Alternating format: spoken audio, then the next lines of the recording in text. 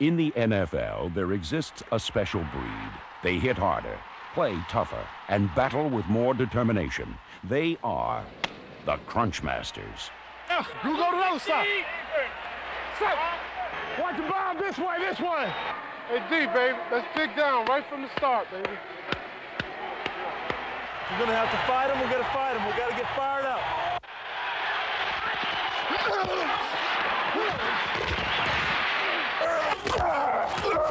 There ain't nothing like feeling a quarterback's body crumble, man, when you hit him in the throat. We're gonna pound him a little bit. Just go! Yeah. You don't give a Go! Well, I didn't want to get up too. Go! Shotgun, he goes 10 yards. CrunchMasters play every position, delivering the big hits and taking them too.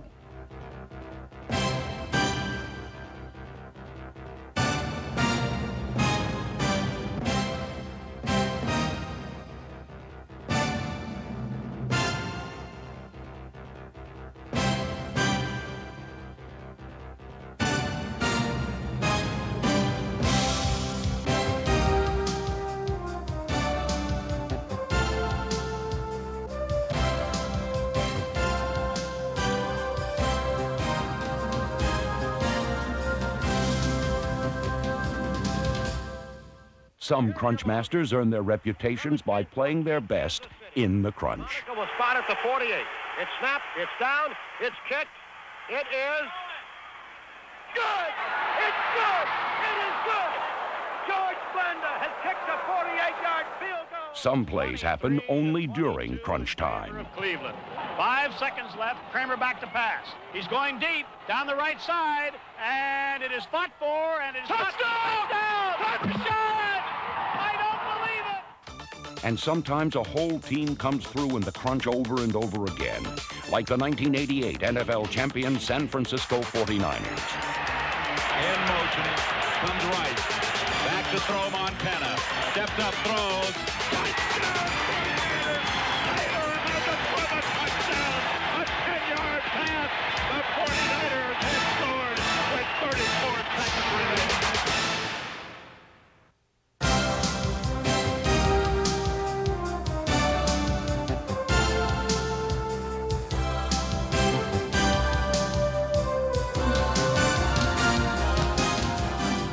Hi, I'm Steve Sable, and welcome to CrunchMasters. Just who are pro football's CrunchMasters? Well, they're players who make the big plays, plays that dramatically turn around a game. They can intimidate opponents with toughness, speed, strength, or guile, but no one can intimidate them. And during a game, the fans, the coaches, the other players, even the cheerleaders know that somehow, some way, they'll make it happen during crunch time. And during this show, we're going to take a look at some of the NFL's premier CrunchMasters from the last 4 decades. And we'll begin with some fond memories of the 1950s when the rule book was a little smaller and the game was played just a little bit differently. In the 50s, when Buddy Holly topped the charts, a runner wasn't considered down until his arms and legs were tied up, he was thrown in a box, and buried underground for a month.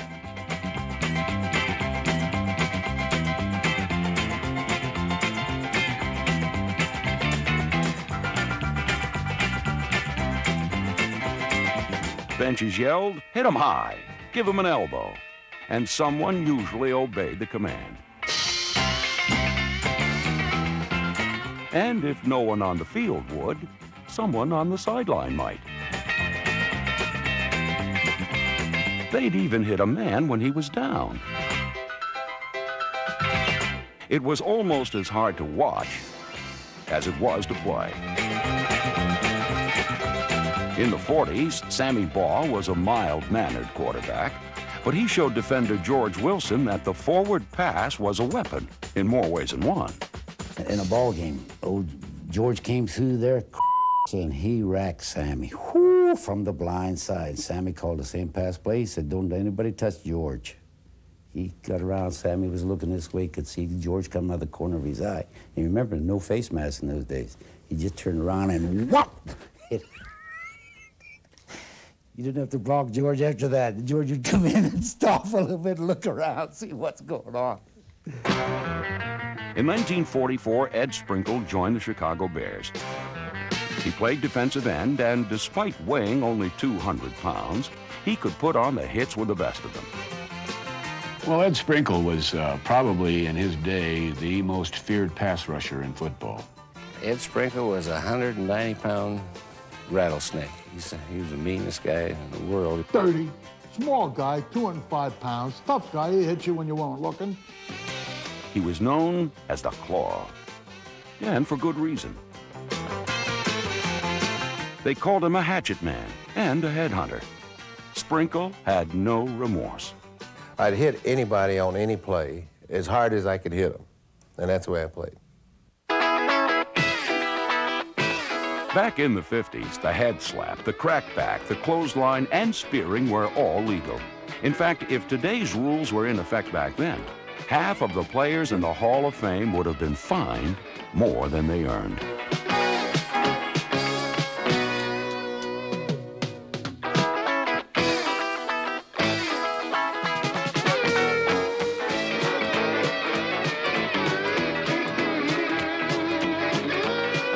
Preserved in black and white is perhaps football's most colorful era, when Bill Haley and Chuck Berry topped the charts, and the hits were indeed oldies but goodies.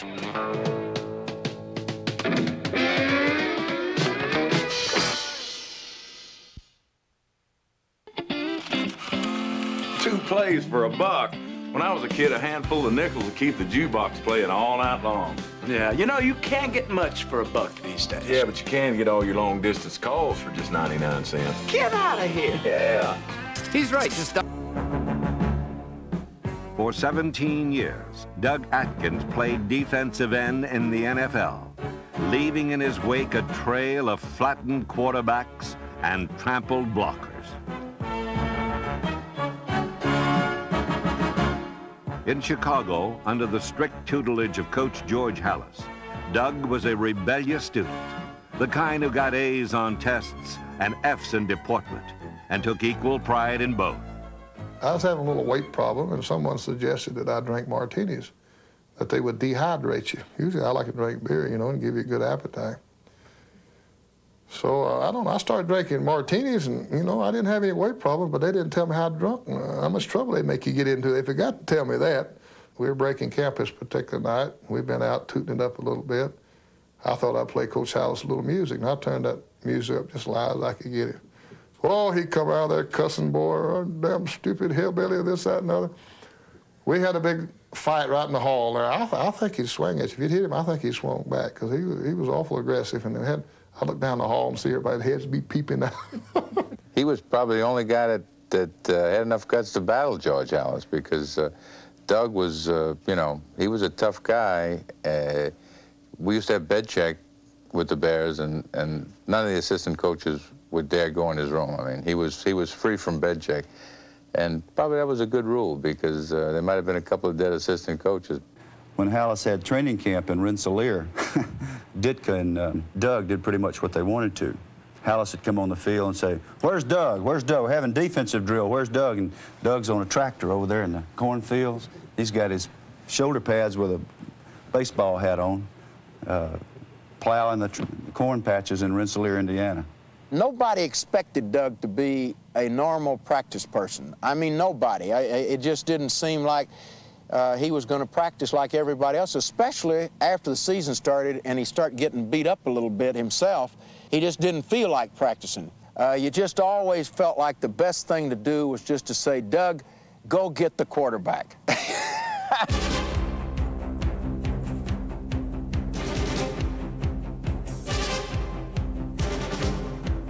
Doug Atkins was like a storm rolling over a Kansas farmhouse.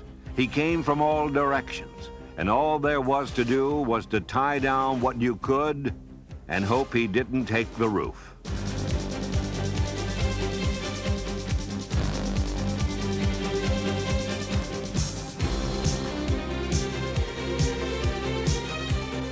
The legend of Doug Atkins, like the legend of the Loch Ness Monster and Bigfoot, often strains the bounds of credibility. Doug stopped, grabbed Ernie McMillan, picked him up over his head, and slammed him to the ground. And that's the last we saw Ernie McMillan that day.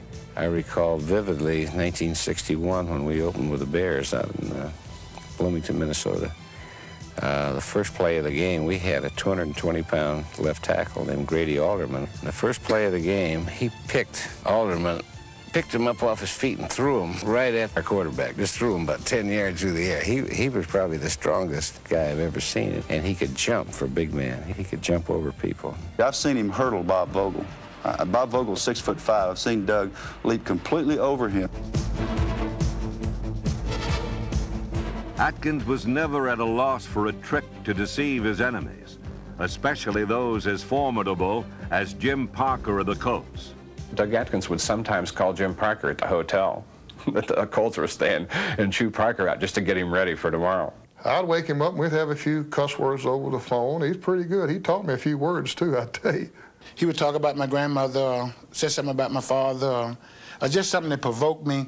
And after he got me riled, then he thought he could play better football. I beat him a lot of times, but I'd start talking to him. And the ball be snapped, and I'd be gone. His voice, he would just continually talk the whole ball game, yakety, yakety, yak. You know, your grandmother didn't have but one shoe or something like that, and I would get so mad at him, and I'd just fight him, and I forget about what I'm supposed to do, and what the play John done called, and the starting counting and everything, and before you know it, we got a battle going. In 1967, Atkins was traded to New Orleans, where the Saints hoped to squeeze one more good season out of his battered 37-year-old body. Instead of one good year, they got 3 great ones.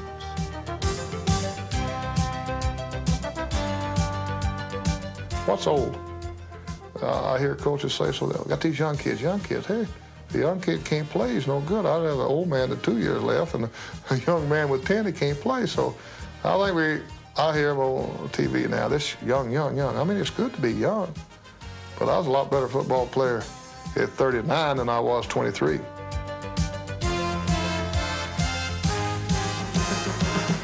In 1968, Doug received the first Vince Lombardi Award, given to the most dedicated player in the game. At the awards banquet, he wore a tuxedo for the first time, a tailor-made one, size 56 long.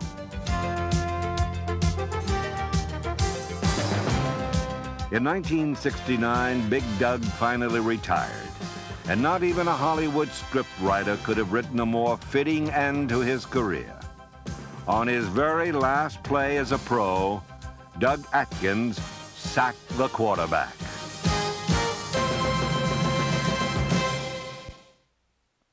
Catch what's coming to DirecTV December 31st. The Trap is set. Sean Connery and Catherine Zeta-Jones star in the sexy thriller Entrapment. Take an eye-popping, mind-blowing thrill ride with Matthew Broderick in Disney's Inspector Gadget, January 1st. It's shagadelic, baby. Catch Mike Myers, and Heather Graham in Austin Powers, The Spy Who Shagged Me. Don't miss these hit films coming to DirecTV. Hi, I'm Jessica Corder. You may recognize me as a sports fan. Did you know the easiest way to order sports subscriptions or other events is with your remote control? Here's how. First, make sure you have a phone line continuously connected to your Bob Boomer Brown played offensive tackle for 9 years in the NFL. And just as Doug Atkins could throw a scare into offensive linemen, Brown could intimidate defensive linemen. In fact, he had a well-deserved reputation for physically punishing his opponents. Play opposite Boomer Brown on Sunday, and you just might not be able to get out of bed on Monday. The most intimidating offensive lineman in NFL history was a huge, angry man named Robert Stanford Brown. Bob Brown didn't just block people, he buried them with an aggressive attacking style that made him totally unique. Bob Brown took the game and he played offense with a defensive guy's personality. Bob Brown believed that he could hit you with his forearm, and as he used to say, take a quarter out of you. In other words, if he really hit you, you know, that you wouldn't play hard until probably the next quarter? I didn't try to finesse guys. I just tried to beat up on them for 60 minutes. Because I was trying to hit that area that was just below where the shoulder pads stop. There's a lot of real meaty, nice parts in that area. We can get a little bit of spleen. Usually it worked. Everything about this Bunyan-esque character was larger than life, including his intellect. After earning a degree in biology from Nebraska, Brown moved to Philadelphia to play for the Eagles and became the Ivy League's only postgraduate student nicknamed Boomer. Brown's body was so immense that special oversized equipment had to be ordered, and in his rookie year, the Eagles routinely assigned him to block more than one man on extra points and field goals. But it soon became apparent that Brown's ability was every bit as massive as his size. Boomer had the strength to blow open huge holes with a drive block. He had the speed and agility to pull out and take on a defender in the open field.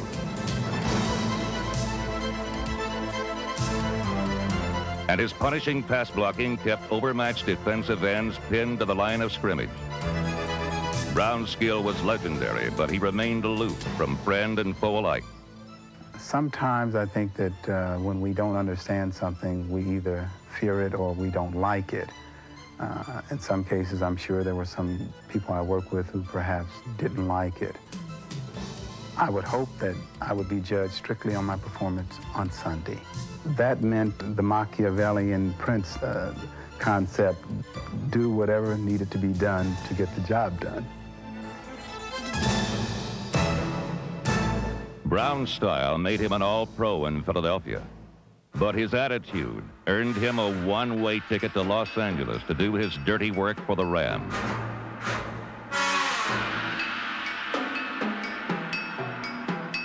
Once again, Boomer made the Pro Bowl, and once again he was sent packing, this time to a team that matched his mood, the Oakland Raiders. Brown immediately made his impact felt.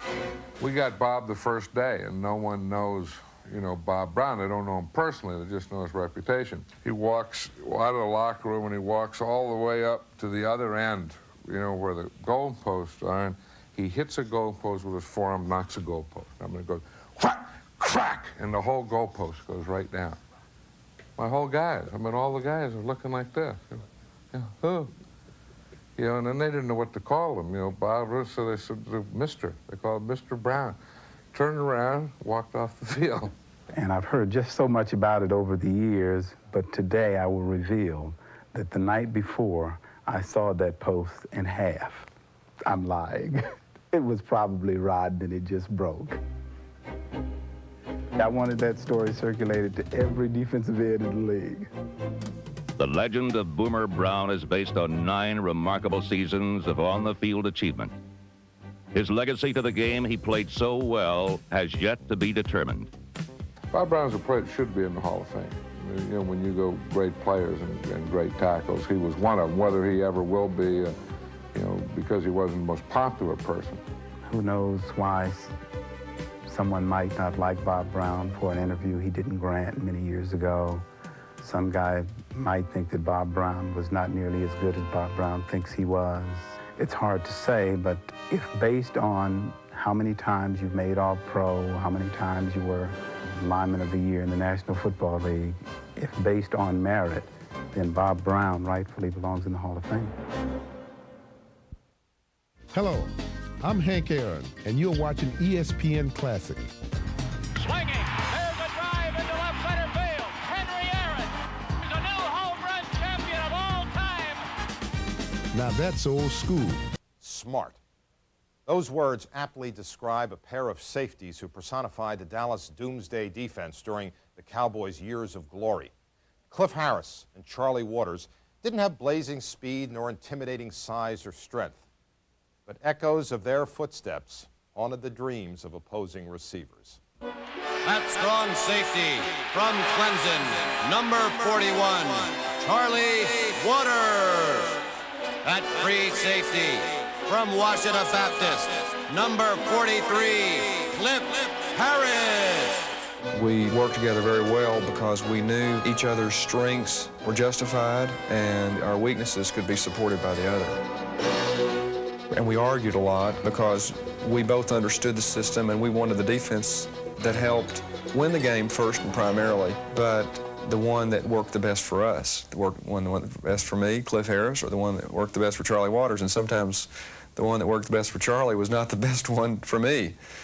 But ultimately, the one that would win out would be the one that was the best for the team. Sometimes for me, it was a pleasure to get in a football game after going through a week's worth of practice against Cliff Harris. Because sometimes I would get beat up more in practice going across the middle, and there's Cliff all of a sudden knocking you out. And, you know, he'll say, I'm sorry and everything, help you up, but then he'll knock you out again. Remember the bumper cars in the old-time amusement parks? There was always one knee-scraped kid driving against the flow, smiling, and looking for head-on collisions. That kid was Cliff Harris. He was a daredevil with a short fuse, crazy enough to jump off his first name. His teammates called him Captain Crash.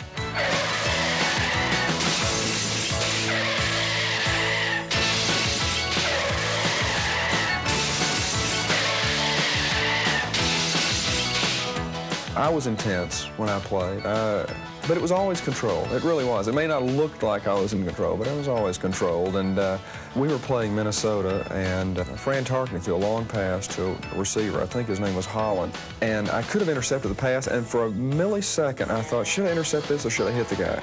And I said, well, I'll just hit the guy. And I hit him, and it was a real good hit. And their receivers from that point on were, oh boy. Harris was Dallas's robo safety, playing on the edge of Tom Landry's system. And in 1973, Charlie Waters was Dallas's oh-no cornerback, as Harold Jackson once beat him 3 times for touchdowns in the same game. But after settling in at safety, Waters was twice an All-Pro, and his 9 playoff interceptions set an NFL record. A blown-out knee sidelined him in 1979, but he courageously returned to lead Dallas's new secondary into the 80s. If I take the wrong step, my leg will collapse. It collapsed on me 7 times last year during the season.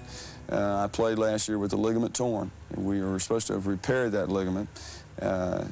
But I'm still very conscious of it. You know, I'm not the star anymore. You know, I'm just out there holding it together. I'm too old to play this game. Don't even worry about that, Slick. You're antique. Throughout the 70s, there was no better pair of safeties in the league. But just don't ask them which one was the best. We were very, very competitive with one another and still are to this day. He's one of my best friends and one of my worst enemies. We're like nitroglycerin. You handle it very delicately because it can explode at any moment. I'm very, very supportive of Charlie and what he does, and he's very supportive of me. I hope that he's very, very, very successful in the world. The only thing that I hope to be just a little bit more successful, and I think he thinks the same thing. When pliers won't grip, ratchets won't click, and wrenches won't fit, you just have to quit. No way! Introducing the Squeeze Wrench. It works in virtually any space and fits any blade. When the NFC Central was created in 1967, it was immediately governed by the law of the jungle. Savagery held sway in a world where sophistication was a totally meaningless concept. There was no finesse involved. I mean, if you played in Minnesota or Chicago or Detroit or Green Bay in those days, there was no finesse.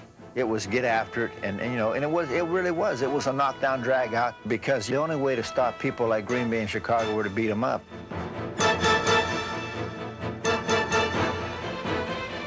It was really a defense-dominated division. Minnesota had a great defense.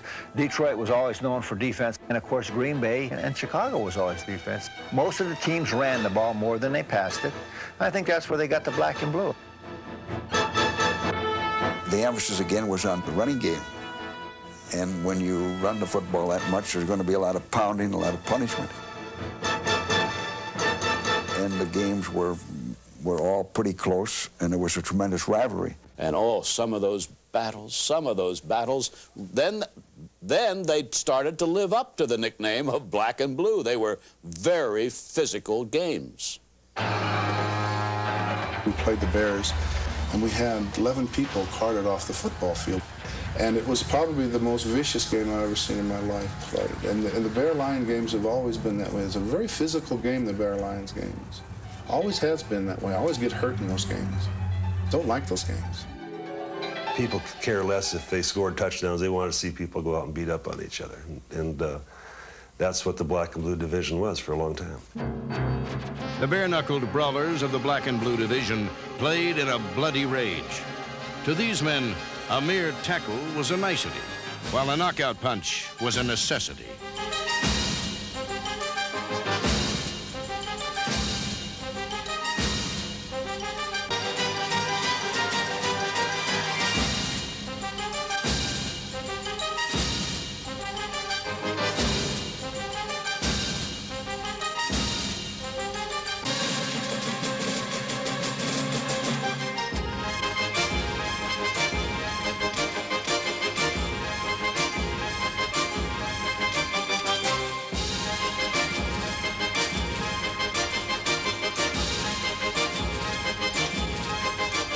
Players are human. You've got a reputation, you know, Black and Blue division. So I think a guy that might have been physical to a certain degree, all of a sudden felt pretty macho about the whole thing. The Black and Blue division was guts, tough football. You know, you kind of won the game on the field. We played in the mud, we played in the snow. The legend of the Black and Blue division will forever remain frozen in time. It is a legend born of intense competition and impressive achievement. The years 1967 to 1973 constitute the division's heyday, and in 5 of the 7 seasons during this period, the best record in the conference belonged to a team from the NFC Central. But whether they won or lost, all 4 teams in the division embodied the brute force that produced one of the most fitting nicknames in the history of professional sports. I've always felt that truly was probably the best name of any division that I think existed in the National Football League. 24 years ago, a child was born who would one day take the golf world by storm, Tiger Woods. The Golf Channel is celebrating his birthday with 24 hours of Tiger. Get Tiger's views on his 97 Masters win on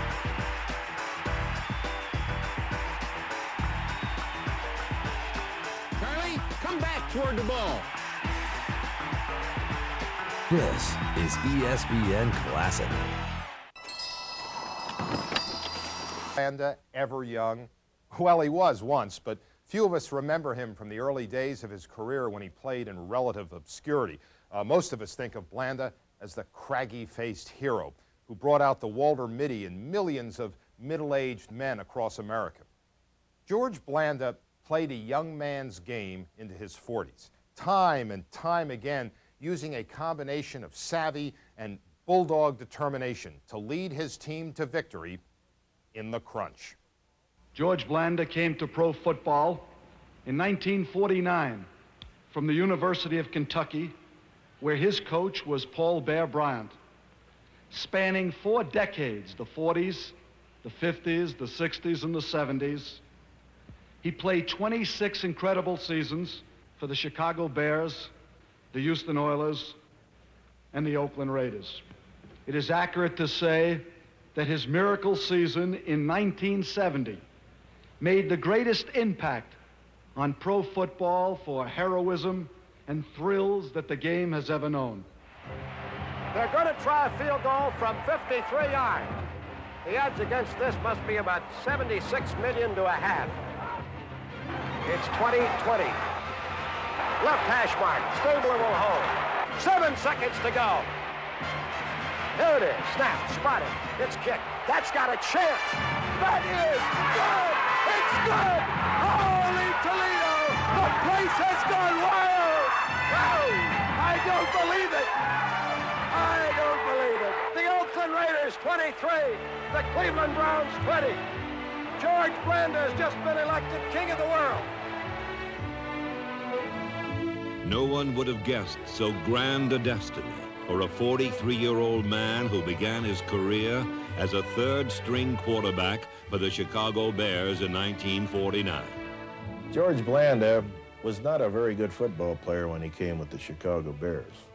He was rusty in the fine points of T-formation quarterback. He was a very aggressive, a determined young player. I thought when he came with the Bears the first year that he may have been the finest kicker of a football that I had ever seen.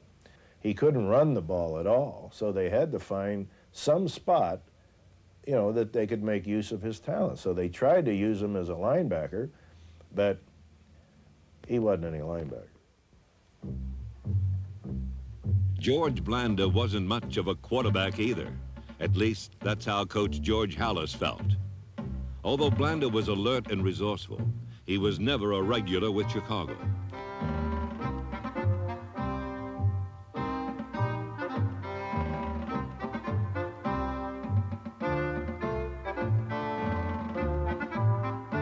After 10 frustrating seasons, he quit the Bears, deserting a cause that long ago had deserted him.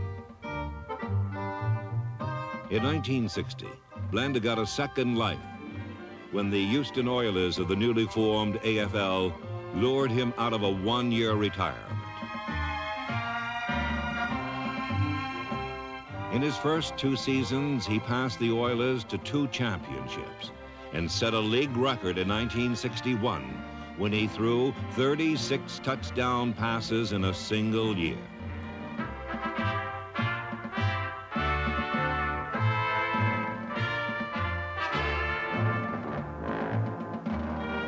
By 1966, however, Blanda was considered too old for the rigorous conflict of pro football. Houston put him on waivers, and no one seemed interested in a seemingly washed-up quarterback except the Oakland Raiders. I would have never fulfilled the honor of being here today if it hadn't been for Al Davis, who at my age at 39 thought that I could still kick and throw the football a little bit. And when Al called me up in July of 1967 to come back and try out my 3rd season, my 3rd career with the Oakland Raiders, I was the first to jump at it. For 3 years, Blanda waited on the sidelines, an old soldier, supposedly too ancient for battle, but too stubborn to fade away. On October 25th, 1970, Darryl LaMonica was injured against the Steelers. Blanda replaced him, passed the Raiders to victory, and for the next 4 weeks, George Blanda captivated the country with his miracle finishes. And with 8 seconds, George Blanda is handed the incredibly difficult job of about a 47 or 48-yard field goal. And here's your ball game. 17-14 Kansas City. LaMonica will spot at the 48. It's snapped, it's down, it's kicked. It is good! It's good! It is good! George Blanda has kicked a 48-yard field goal, and the scoreboard shows the Kansas City Chiefs 17 and the Oakland Raiders 17. At the age of 43, George Blanda was not over the hill. He was king of it.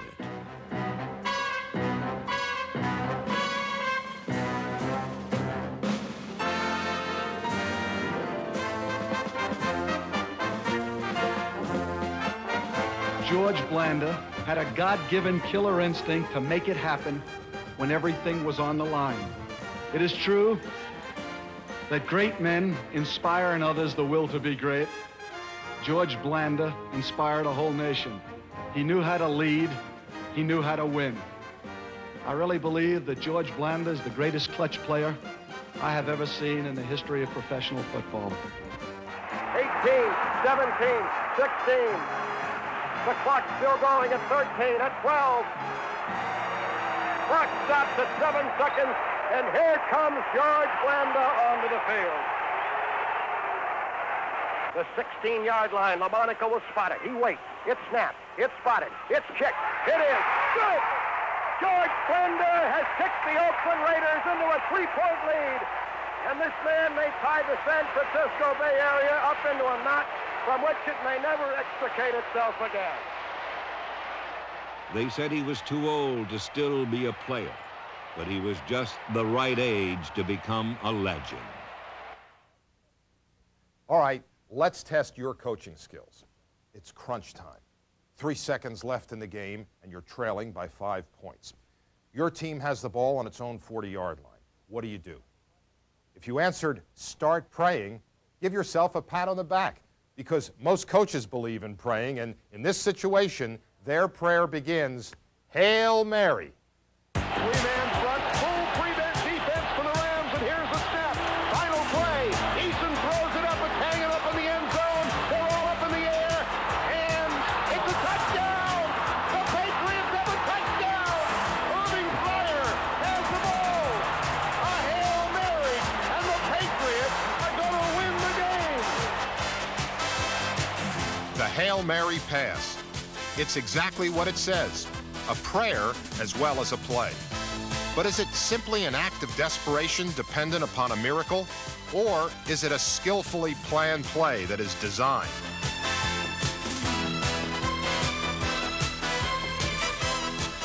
Well, it's a design play, but it also has to be a lucky play for you to catch it. I mean, it might happen 1 out of 25 times. 23-22 in favor of Cleveland. 5 seconds left. Kramer back to pass. He's going deep down the right side, and it is fought for, and it's touchdown! Touchdown! I don't believe it. The Vikings are in the playoffs. We probably have had as many successful Hail Mary plays as any of the team in the National Football League, and we do practice it, but I've got to say that there's more fortune involved than skill, although skill does come into play. You have to have good athletes that can recognize where that ball is going to be and take advantage of it. Having talented pass catchers on the receiving end is important.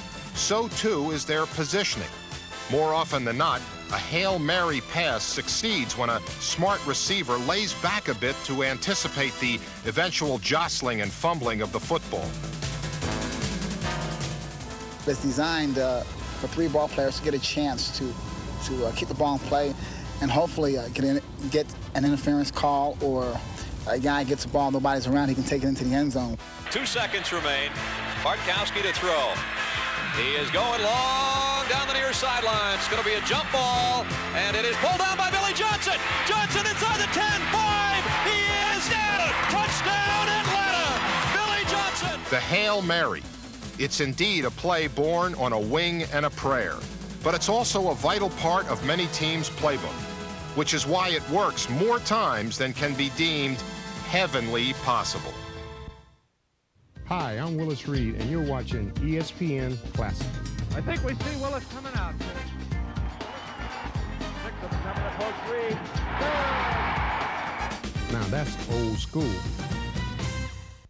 This is ESPN Classic. They were a coach's dream. A whole team of players who excelled during crunch time.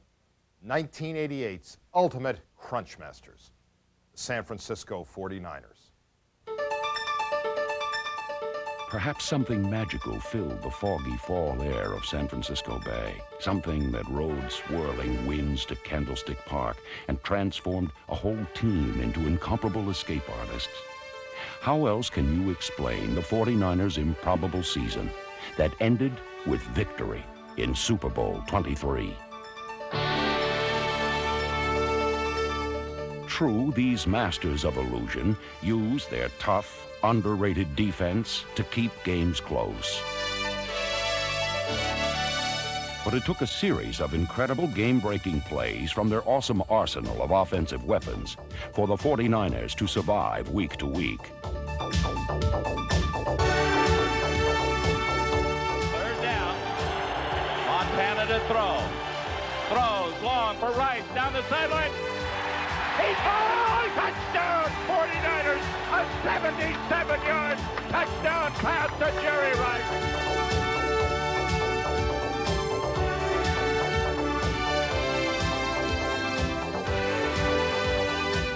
draw up the middle to Craig, and he breaks loose and runs loose. He gets use of the 30 to the 25. He's down to the 20, breaks loose again. He's to the 10, 5, touchdown 49ers. Oh, what a bonanza. Spectacular run by Roger Craig. Might be the best run of his career. Young, back to throw. In trouble, he's going to be sacked. No, gets away. He runs, gets away again, goes to the 40, gets away again, to the 35, cuts back at the 30, to the 20, the 15, the 10, touchdown 49ers.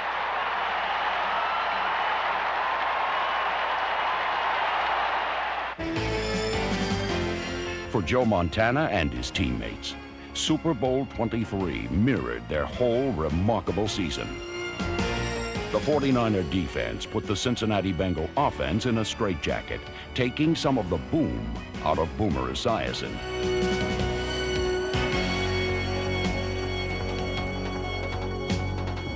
But San Francisco's attack was also frustrated by the stubborn Bengals. And with under 4 minutes to play in regulation, each team had managed only 13 points. The whole fourth quarter, basically, there were a couple of us, like Roger and myself, that were just reminding the guys, we're going to win, don't worry about it.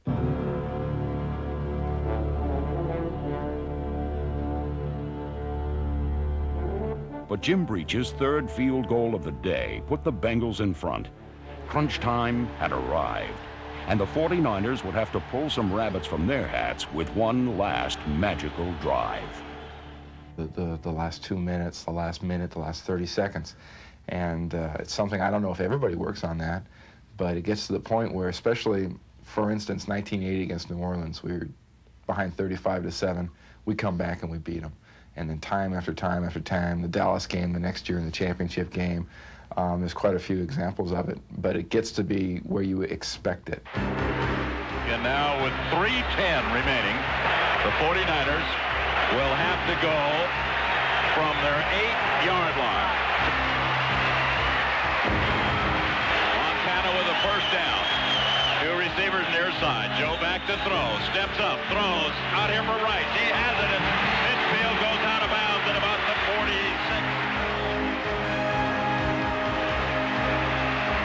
Two wide receivers near side. Montana to throw. Completes it up the middle to Craig. Craig is down to the 36-yard line. It'll be another 49er first down, and the 49ers will go without a huddle again. Montana back to throw. Throws over the middle. A fine catch by Rice. Rice to the 20. He's down to the 19 for a first down for the 49ers. Another brilliant catch by Jerry Rice. Well, Montana with the 49ers now 10 yards away and 39 seconds remaining. Well, Wayne and Alon, it's such a sight to watch this. It is, whether it happens now or not, to watch Joe Montana do this so many years, and to watch this absolute surgeon on the football field and one of the all-time greats do his thing again, it's almost like poetry.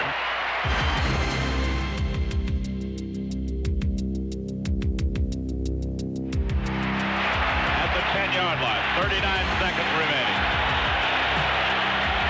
Montana at quarterback, in motion. Comes Rice. Back to throw Montana. Steps up, throws. Touchdown! 49ers! Taylor out the for the touchdown! A 10-yard pass! The 49ers have scored with 34 seconds remaining. Last year, the 49ers delivered in the crunch, but only one more time than the Bengals. This year, many other players and teams around the league are ready to prove that they can make the last big play of the season and become 1989's CrunchMasters. I'm Steve Sable. Thanks for watching.